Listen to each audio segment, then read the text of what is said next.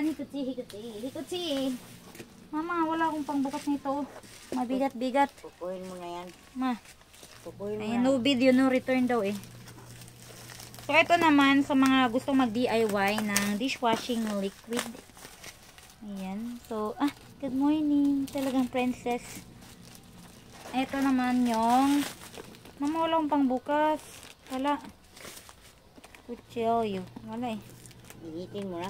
Wala nga, hindi ko kaya. Hindi sinini ko yung gunting ko. Nay, gunting daw! Para sa gustong mag-DIY ng sabon. So, recommended ko to kasi ihahalo nyo lang siya sa tubig. Wala na kayong imimix-mix. Tapos, approve naman dito. Ito yung gamit namin dito sa bahay ngayon. Titimplahin nyo lang. Ilalagay nyo lang siya sa tubig. Tapos, meron na kayong dishwashing.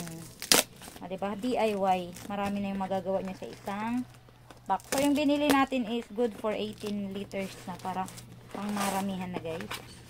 So, ito siya. Kailangan natin, lemon sa kakalamansi yung kinuha natin. Ayan, 6.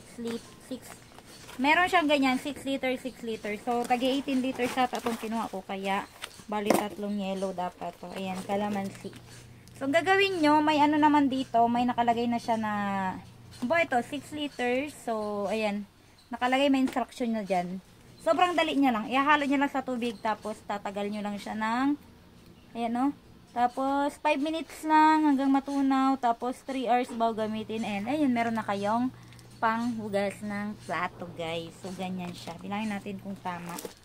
Kailangan tag-3 tong kalamansi sa lemon. So, ayan yung yellow, 3. And legit, ayan, tag-3. Hindi naman tayo na-scam. So, doon din pang ilang order ko na. Ayan, Sparkly Instakit. Diba yung una ko kasi na-order yung tinitimpla. So, ito, hindi siya tinitimpla, guys. Ha? Ano lang. Ganito na siya. Ilalagay nyo lang sa tubig, ihalo. And, ano talaga, mabula, nakakatanggal ng sibo. And, ayun, mabango na rin. So, kung gusto nyo rin mag-DIY ng pang dishwashing, para hindi na kayo bibili, nasa link. Yan, bilhin nyo na. Nasa link lang. Mga Shopee, ano natin to, Shopee Pine, guys. Yan lang, bye! Ay, makita yung batang walang panty dyan.